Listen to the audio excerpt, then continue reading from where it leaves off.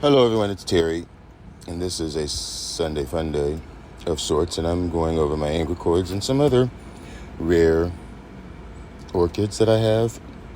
Now this is my Rarest ramosa, and the first flower fell off, and there's that bud getting ever fat. Still looking great, despite the heat. Now down here, this is my Enobolbon munificum, a very rare plant orchid species to come by these days. It is now dendrobium, but it will always be bulbon. And I got this at Orchid Trail before they went out of business. And it looks like it came from Gold Country, the great Alan Koch. But anyway, I have repotted it and I'm trying to keep it alive. If not, it will go to my orchid hunter who will revive it. Now down here is another angricoid species that is back here sitting in water, which it prefers. It is a species that likes it on the wetter side. This is Angraecum praestans. And you can notice the leaves that the browning that was out on the tree got too much sun. So I put it back here in less direct sun. That's my Trichopilia fragrans that fell out of the pot in the windstorm, and I put it back in. Hopefully those new growths will stay intact and won't blast. Way up above here is a Docrilla, another dendrobium now, but it's Docrilla to me. This is my best specimen size, I would say, Docrilla terretifolium. Hopefully you can read that, and hopefully you can hear me. I'm trying to do better, Arlene and Patrick and all you other people who need to turn your hearing aids up. Joking. It's in a work in progress as always, but this is my terretifolium, and I'm showing you the previously bloomed growths as I go down the plant. And that is blooms. Those are spent spikes. And then below that one is where the stem begins and the nubbings protrude, and then the leaf. So I am anticipating, I don't know how many, but at least an attempt at a bloom, hopefully. Maybe I need to give it more light. I don't know. Docrillas usually like a lot of light. This is my Docrilla stratiotes that I just got, it's striolatum, and then this is a cross that has striolatum in it, but I don't know what that yellowing is. It definitely gets enough moisture. I'm not sure if I don't know, it's just not taking. And then there's my Rarest pyrotii that is slowly dying. Over here is some more angricoids. Rarest specifically, that's Rarest arachnides, which has a new leaf coming out the top. Yay. Arachnides, of course, from Madagascar. It is closely related to grandiflora. But grandiflora is fragrance. Arachnides is not. Arachnides is more translucent. Grandiflora is more white with maybe a little bit of green. And there is a little caudata, and it is, in my opinion, doing very well. It's got a new leaf coming as well. And the general idea with all angricoids, and Angraecums especially, is the more leaves they put out over the grow period from the apex, that generally will translate to more spikes when they bloom. And this is my big Rarest caudata that used to be in the greenhouse. It had 2 spikes on it, and I put it outside. The spikes blasted in a storm, and I brought it over here because the conditions down here, which is more south, not that much south, 30 miles south than where the greenhouse is, it is more mild as far as the temperatures are concerned. And I'm here until they get more water and more attention. And it looks like the leaves are more glossy looking. The little kikis are putting out new growths. Or not new growths, but they're putting out leaves at the top. which is what they're supposed to do. And so I'm having high hopes for that. This is my Cattleya baptea grape wax with that nice new growth. And this is one that I got on an impulse buy from FSCO. And what was I possessed by to get a Schomburgki hybrid? They never really do much. And you can see the back part of the plant is died, but the front part has come alive and it is giving me really nice, healthy growth. So fingers crossed, we will see. Okay. And this, I'm going to point out, this is my Bobophyllum. There is the name Maximum, from Windy Hill. And I bought it. It was in double spike and from 2 ends. And it is giving me another growth point. And it is way over there on the left. I'll try to point to it. Yeah, there. You see that over there? That is another new growth and there is one there from the growth that bloomed. That's a new growth.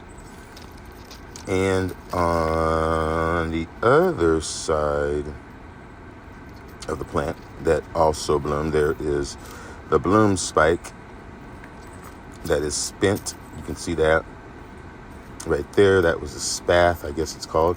And there is another growth from that you see it down there. That's that Bobophyllum. So it's giving me another extra growth. It's got 3 leads now. Very nice. And those growths are nice and healthy. Thank you. Okay, to the left up here is the stand where I have some of my miniature and intermediate-sized angraecums and angricoids in general. This is my Angranthes grandolina that has that spike. And over there, that's my Joyce Stewart. And then back here is another Angranthes, Jade Dragon. So, gets a little bit of shade back there, but it still gets some of afternoon sun. Nice big plant with those 4 growths growing, I hope.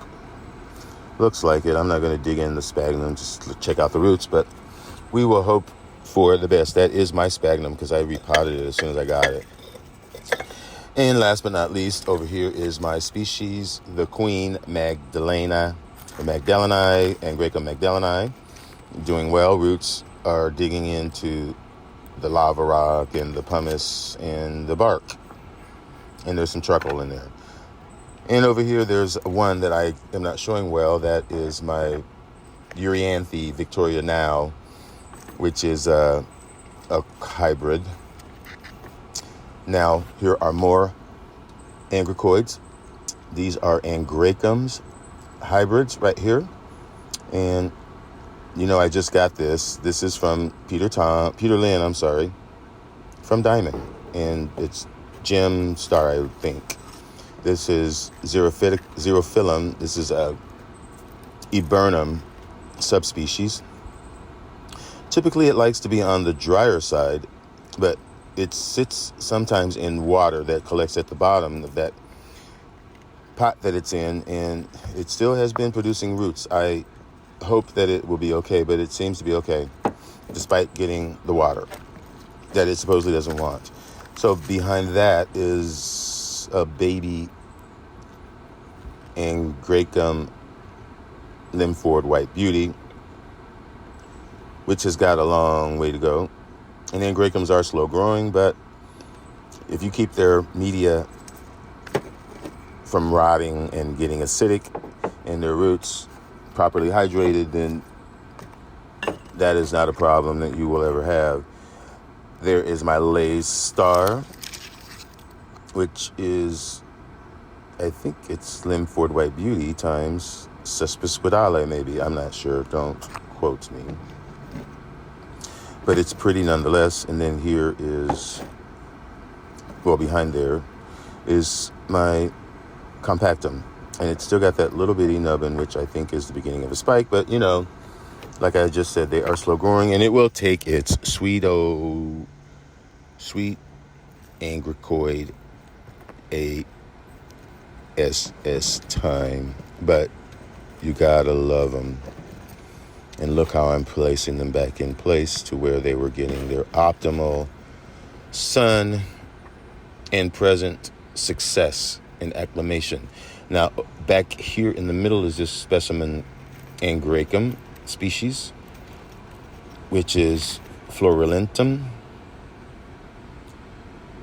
Madagascar, Comoros, intermediate to warm grower, likes lots of humidity and water in the growing season, pretty much year round. That one does not like a lessening. Then right behind that is the king.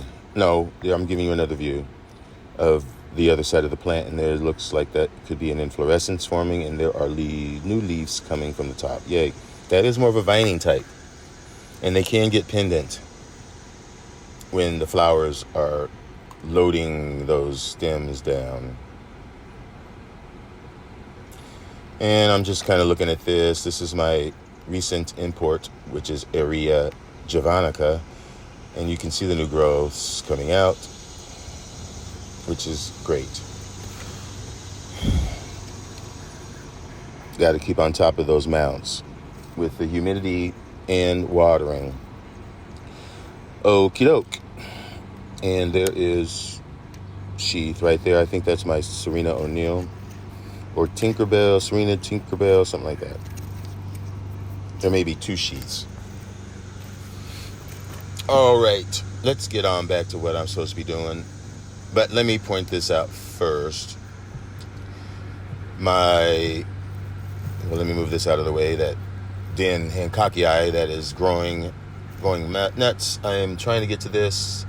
You see that it's already blooming for me again. That's its third bloom this season. That is Epidendrum Edilicran. Got that at Woodstream. And this is the king of all Angricoids, which is Cespisquidale, and giving me a new leaf. Looks like it's anchored in that pot pretty well. And there's my Baptia grape wax again. And looking over this way, this is my Prostechia. No, it's Ucale Marina. I'm hoping. We'll see. It's tagged Marina. It was bought as Marii. So it's got a few spikes in inflorescence. There's one. And I'm not going to turn the plant around, and I'll just do what I can. But there are a few inflorescence coming from the maturing growths. So there's another. So yay, this will be, whether it's, I don't care, it's good regardless of what it comes out as.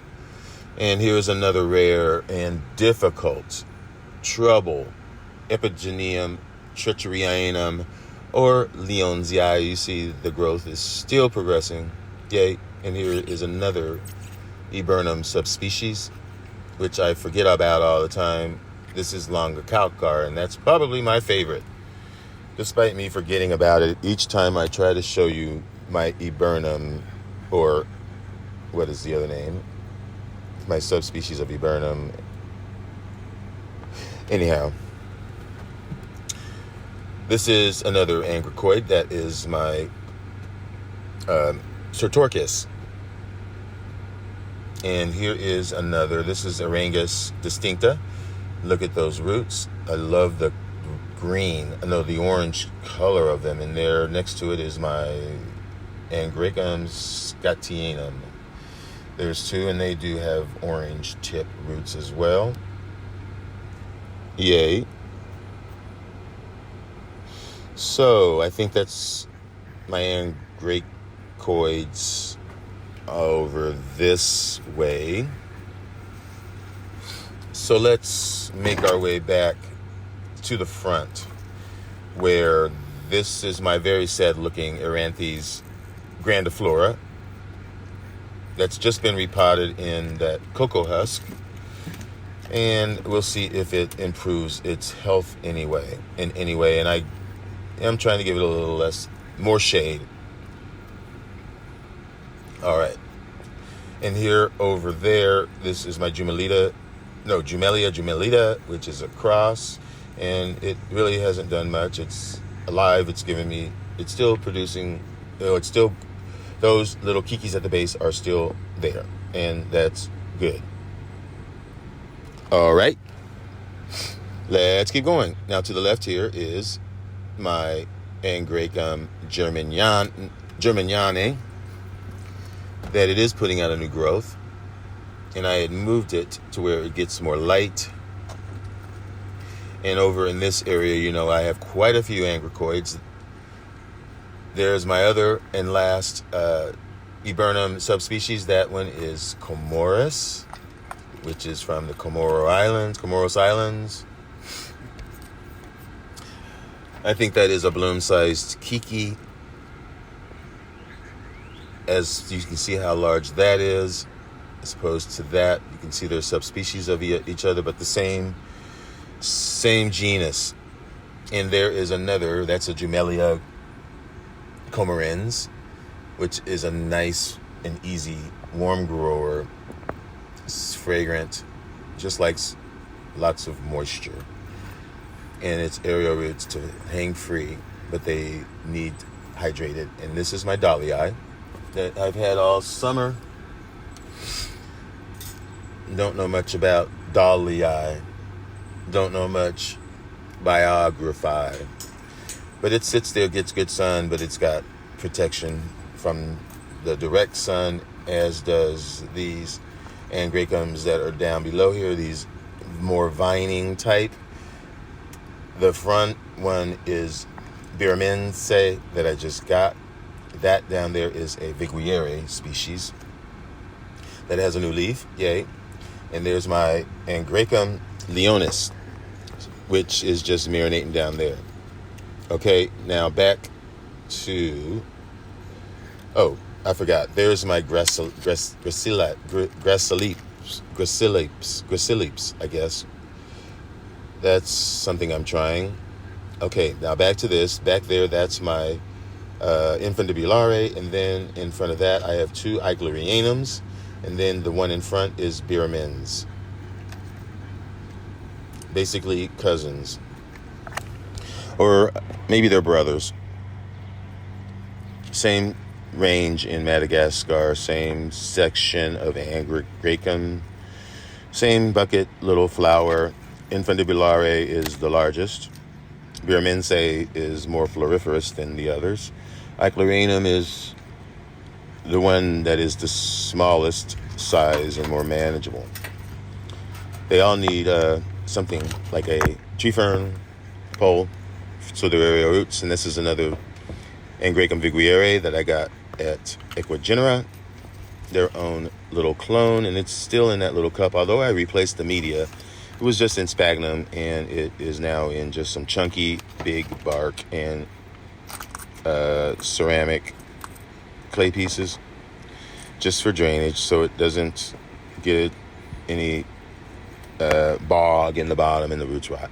And really, last but not least, is this choice Eranthes, and this is Eranthes enrichii, which is the most coveted in the bucket list plant from this section that I must have, and it proves that it is the most difficult. So that is tucked down in shade with some Spanish moss, and it likes more intermediate conditions. Now I'm just showing you off here. This is my Nemorea wallisii, which is another rare epiphytic, sometimes terrestrial orchid, and it's got that new growth. These like copious amounts of water when they are in growth, and decent sun but not full sun, so that's why it is sitting on the ground, but it still gets good sun. And hopefully it will sustain itself over the winter time. And there is another thing that I'm showing you off, and that does not need any introduction. So I think that is it for this Sunday Fun Day, giving you a bit of a walkthrough of my angraecums and my eranthes and my erangus, known as angraecoids, Madagascan angraecoids. But folks, that's it for me. Thanks for watching, and enjoy your orchids as always. Bye.